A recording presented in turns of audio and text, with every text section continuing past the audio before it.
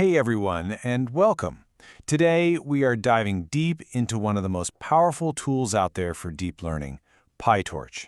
And we're not going to do it with some boring textbook lecture.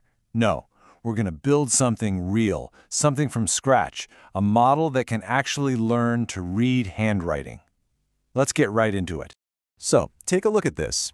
You and I, we can look at these handwritten numbers and know what they are in a split second.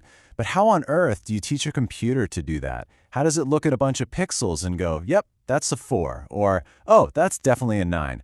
That's the classic problem we're going to solve together today. And the tool we're going to use to solve it is PyTorch.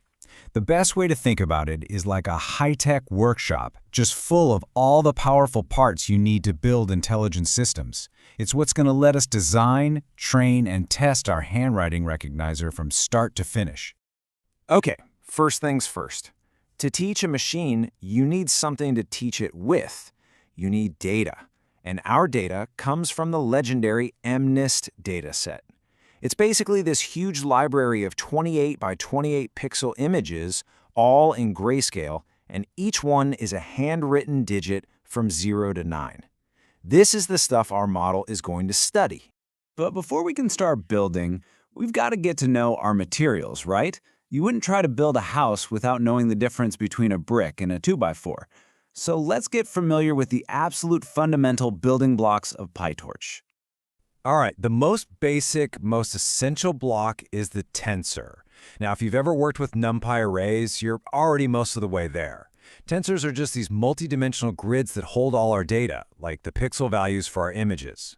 But here's their superpower. They can run on GPUs. This is like swapping out your car's engine for a rocket booster. It lets us do thousands of calculations at once, which is absolutely critical for training models quickly. Next up is the data loader. Imagine trying to feed a giant, hungry factory machine one tiny little part at a time. It would be crazy slow, right? Well, the data loader is our fully automated, high-speed conveyor belt. It takes all our data, chops it up into nice, neat batches, shuffles it around so the model doesn't get bored, and feeds it in so efficiently that our model never has to sit around waiting for its next lesson. Okay, we've got our tools, we've got our data. It is time to build our first model. And we're going to start as simple as possible. Think of this as our before picture. We're drawing a simple, straight line from the problem to the solution. This is our baseline, the score we have to beat. And when I say simple, I mean really simple. The heart of our first model is literally this single line of code. All we're doing is taking that 28 by 28 pixel image, squishing it into one long line of 784 pixels, and then using one single linear layer to try and connect it to one of the 10 possible digits. That's it, the whole model.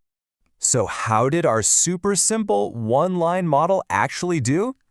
88.4% accuracy. You know what? For a first attempt, that is not bad at all.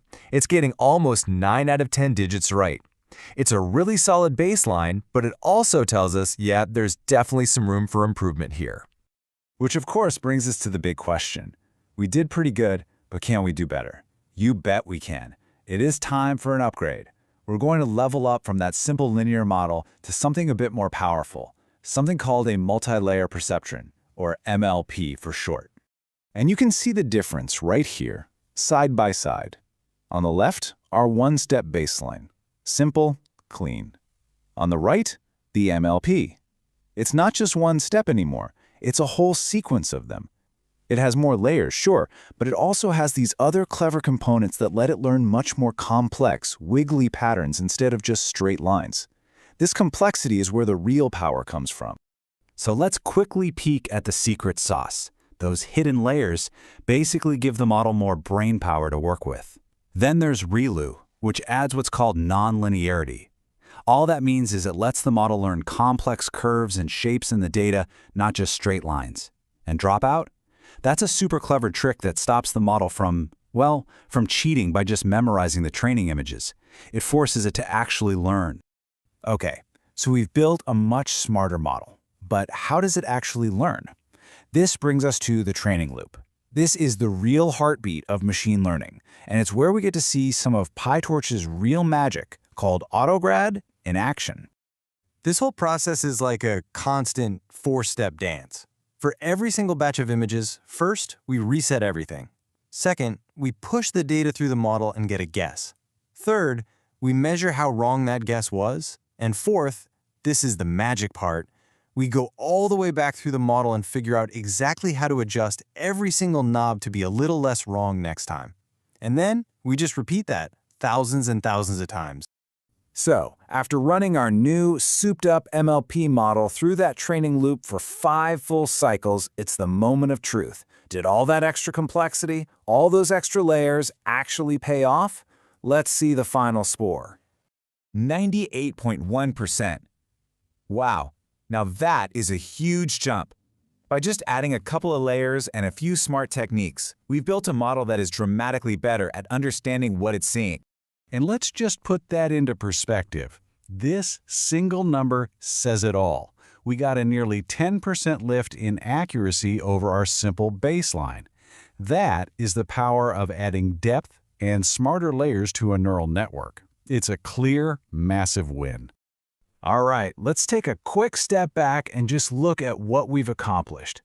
While we were so focused on building and improving our little digit classifier, we actually put all the core fundamental concepts of PyTorch into practice.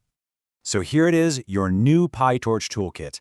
We used tensors to hold our data. We used a data loader to feed it efficiently to our model. We used nn.Module as the blueprint to design our model's architecture. We saw Autograd, the automatic learning engine, do all the hard work for us.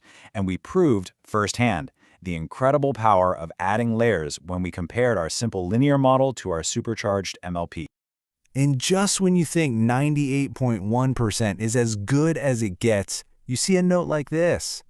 What if we swapped our MLP for a model that's even more specialized for images, like a convolutional neural network? We could get to 99.3% accuracy. See, the journey is never really over. There's always another technique, another idea to push things even further. This is